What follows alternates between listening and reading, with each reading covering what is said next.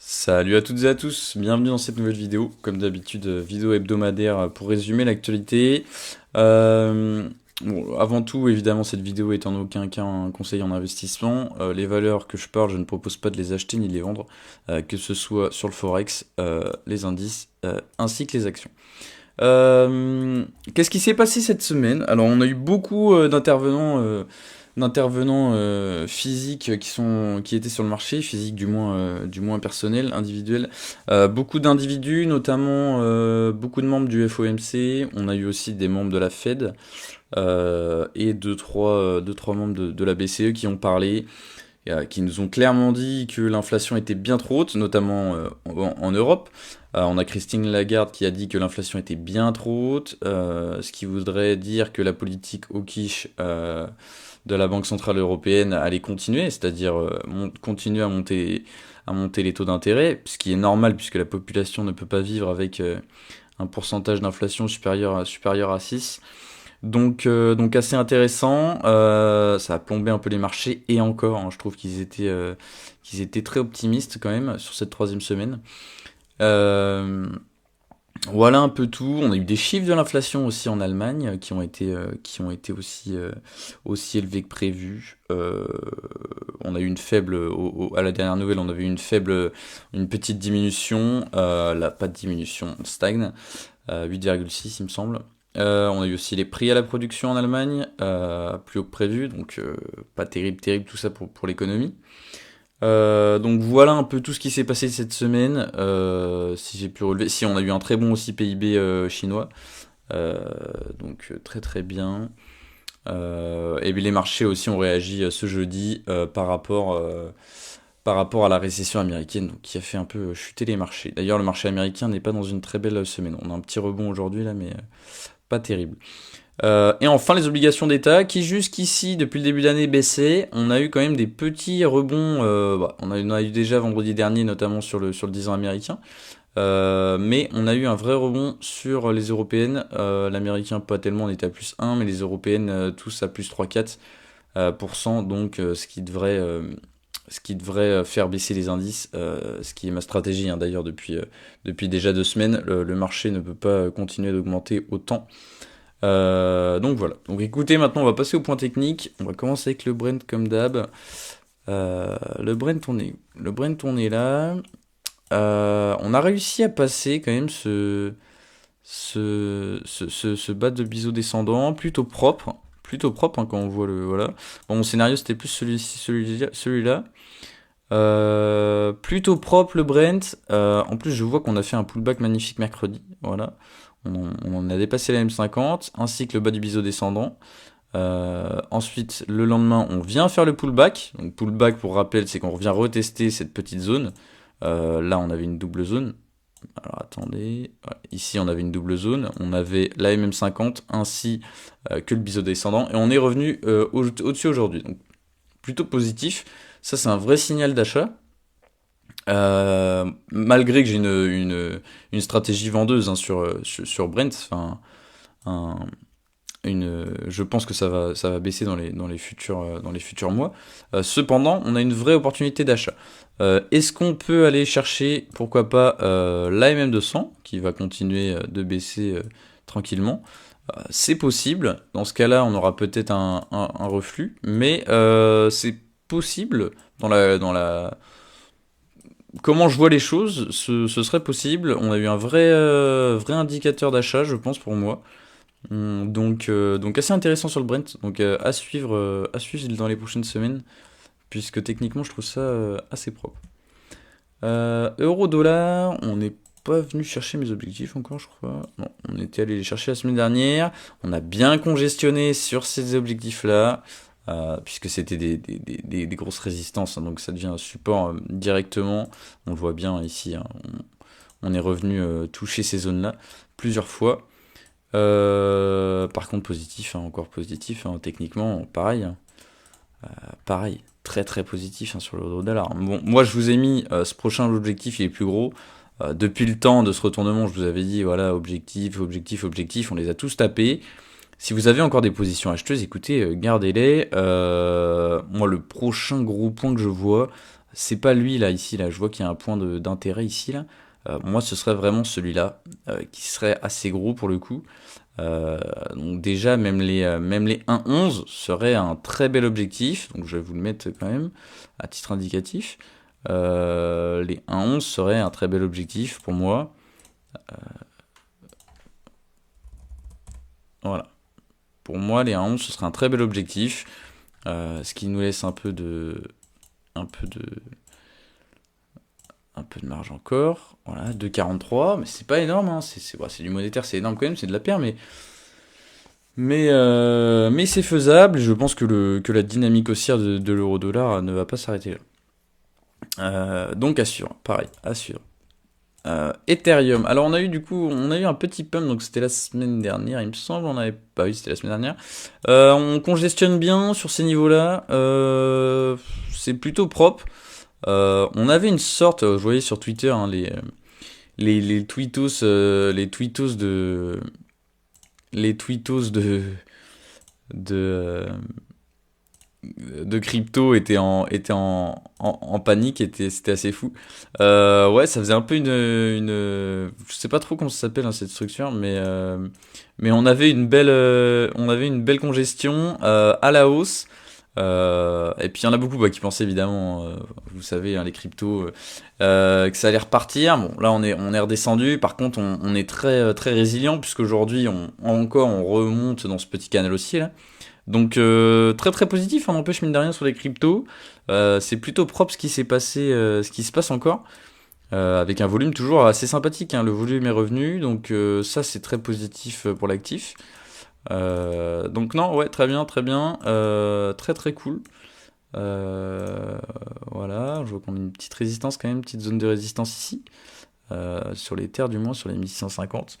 Donc attention, peut-être penser à alléger quand on va arriver sur ces niveaux-là. Et pareil, hein, si vous êtes rentré, voilà, remontez les stops toujours. Remontez les stops. Donc voilà, donc bah écoutez, plutôt positif, hein, pareil sur les TR. On a toujours cette belle oblique, hein, qui sera là en cas de pépin. Donc pourquoi pas, hein, si vous n'êtes pas dedans, pourquoi pas re-rentrer sur cette oblique là qui est plutôt belle. Donc voilà, plutôt sympa. Ensuite les indices. Alors les indices. Alors, on va commencer par le CAC, évidemment. J'ai mis le DAX, hein, dans les indices, puisque le DAX, c'est un indice que je trouve assez pertinent. Donc voilà, donc je préfère le mettre. Ça mange pas de pain, ça peut être cool. Alors le CAC. Alors le CAC, on a cassé la MM7, donc voilà, c'était jeudi, on a une grosse baisse 1,86, très grosse baisse pour le CAC. Après j'ai envie de dire, sur une semaine comme ça, c'est normal. Enfin sur une montée comme ça, c'est un peu normal. Donc voilà. Malgré tout, on finit la semaine quand même sur du 0,39, donc c'est pas une grosse baisse. Et on vient rattraper la MM10, donc plutôt positif. Cependant, quand on voit que même depuis le début de l'année, j'ai envie de vous dire, depuis le début de l'année, vendredi, on était à plus 8%. On est monté jusqu'à plus 9%. On est toujours à plus 8% depuis le début de l'année. Je trouve qu'on monte bien trop en excès. D'ailleurs, on voit, hein, ces grosses mèches qui sont revendues. Là, ça a repoussé, là, c'est revendu. C'est pour moi le niveau que je vise. Honnêtement, voilà, c'est celui-là. Ce niveau-là, pour moi, euh, c'est mon objectif. Voilà. Pour moi, le CAC va retourner chercher ces niveaux-là. Soit une baisse de 3-4% dans les semaines à venir. Pour moi, ce serait l'objectif. Ainsi que le DAX. Ouais, indice annuel. Pour moi, pareil. Le DAX, ce serait pareil. Rechercher ces niveaux-là. Voilà. 3-4%. Et franchement, ça mangerait pas de pain. Ce serait vraiment pas déconnant, hein, de voir descendre les indices comme ça. Pareil, hein, le DAX, on voit survendu là, c'est un peu n'importe quoi. Pareil, un RSI, si on veut l'indiquer, il était en surachat ici, bah évidemment qu'il était en surachat. C'est évident qu'il est en surachat, donc non. Plutôt, mince. Alors attendez, minimiser le tableau, voilà, c'est ça. Le panneau. Donc voilà, donc, stratégie plutôt vendeuse pour moi, pour ma part, sur les indices pour l'instant. On est allé bien trop vite. Sanofi, je vous en reparle et on l'a échoué. Bah écoutez, j'avais pas regardé. On a retenté encore une fois hein, cette oblique, ça n'est pas passé, malgré qu'on a clôturé au-dessus, hein, ce qui est pour moi un signal quand même de cassage d'oblique.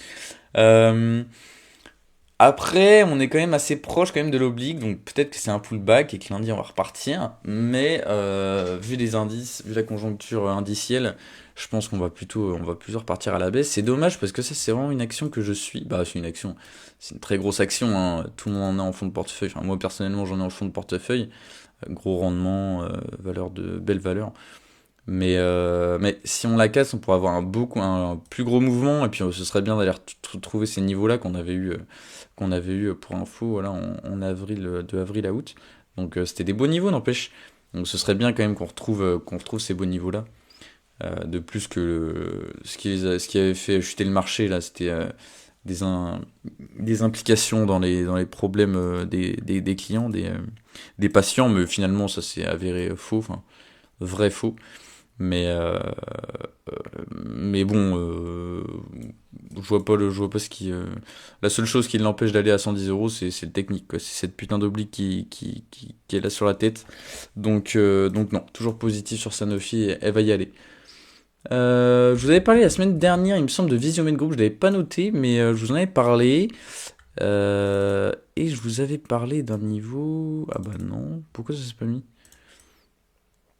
Ou j'en ai peut-être pas parlé, mais moi je surveillais un niveau sur Visiomed, c'était ces niveaux-là, ces grosses mèches qu'on avait eu là. Euh, J'en ai pas parlé, bon c'est pas très grave. Mais donc je surveillais ouais, ces niveaux-là. Et aujourd'hui on a eu un gros rebond, j'ai vu, avec pas mal de volume, donc c'est plutôt sympa. On a vu un gros sell-off là sur le titre. Et je vois qu'on a cassé, on est allé sur la MM10, mais pareil, ça c'est un titre à suivre c'est un titre à suivre. Très intéressant, grosse recovery. Recovery pour moi c'est titre assez intéressant qui était nul, qui devient plutôt assez bien fondamentalement. Donc pour moi, le titre va continuer à partir. Hein. Là il y a eu un allègement parce que les gens, en fait, il faut voir de loin parce que ce titre-là, alors attendez, ce titre-là, c'était en début janvier, ouais, 2022, valait un centime. Non, même pas valait 13 centimes. Alors attendez, juste pour vous montrer l'étendue du graphe et que c'est un peu normal en fait. Le 11 janvier 2022, entre le 11 janvier 2022 et le 16 septembre, le titre a fait 528%. Si vous voulez, on a eu plein de pumps. Même aujourd'hui, on est quand même à 295%. Ici, il y avait beaucoup de volume. On voit ici, hein, énormément de volume. Hein. 7 millions d'euros d'échangés pour une boîte qui en vaut 100 millions, je crois, ou ça doit être valorisé dans ces eaux-là. C'est énorme. Donc il y a beaucoup de traders qui sont mis, il y a beaucoup de fonds qui sont mis sur cette valeur-là. Et les fonds, bah, au bout d'un moment, ils se font chier. Mais là, on voit qu'il y a plus de, il y a des achats, mais revendus, survendus directement. On le voit bien. Hein, regardez ici, tac, survendu. Dès qu'il y a des petits pumps, survendu, revendu. Tous les pumps sont revendus, donc voilà. Et là, on a eu un sell-off, on a eu des fonds qui se sont barrés, qu'on avait marre de la valeur. Par contre, on voit qu'il y a quand même un intérêt sur le titre, puisque là, on revient avec pas mal de volume quand même, mine de rien, à l'achat cette fois. Donc ça démontre quand même que le titre est assez intéressant pour beaucoup de personnes. Et voilà, et les supports sont là pour ça. Il me semblait que je vous en avais parlé, mais c'est vrai qu'il n'y avait pas il y avait pas le graphe. Donc si je vous en ai pas parlé, je m'en excuse. Pourtant, elle me paraissait tellement intéressante cette valeur. Du moins ce point-là. Atos, on a eu un retour des vendeurs cette semaine. C'est dommage, c'est dommage. Euh, ouais, c'est dommage. On est à -9 malgré un beau début de semaine. Hein. Lundi, on était à +2, c'était plutôt propre. Mais peut-être aussi la MM200 hein, qui a joué, qui a fait que le cours n'a pas réussi. Par contre, on a rebondi sur ce niveau-là. Donc j'avais indiqué la semaine dernière, ce beau niveau-là. Voilà. Donc plutôt propre, pourquoi pas aller repartir. Hein. Mais en tout cas, le cours s'est échoué ici, donc plutôt sympa. Là, d'ailleurs, de plus, on a une petite diminution des volumes. Enfin, diminution, ouais, je sais pas trop, hein. Parce qu'on a eu cette news-là, comme quoi Airbus était intéressé par la section cyber de Atos, donc là beaucoup de volume. Par contre, on a eu tout le long ici. Donc non, donc ouais, ça a ramené un peu de personnes sur le titre. Ah, là, les vadeurs s'en ont pris à cœur joie évidemment, mais je pense que le titre va continuer à pumper cette année. En tout cas, beau retour sur support à noter. Veralia, pareil, valeur que j'aime bien. Je vous en avais parlé la semaine dernière. Je vous avais parlé de cette mèche là. On est reparti direct. C'est quand je l'ai vu, ouais, c'est mercredi, plus 3 et repart. Elle vient faire des plus hauts de 52 semaines. Euh, et on est dans les plus hauts, tout simplement. On est dans les plus hauts. De toute façon, c'est une valeur, ouais, c'est. Ah non, les plus hauts sont ici. Sont plus hauts et ici. On va le matérialiser par ça. Tac. Ok, son plus haut est ici.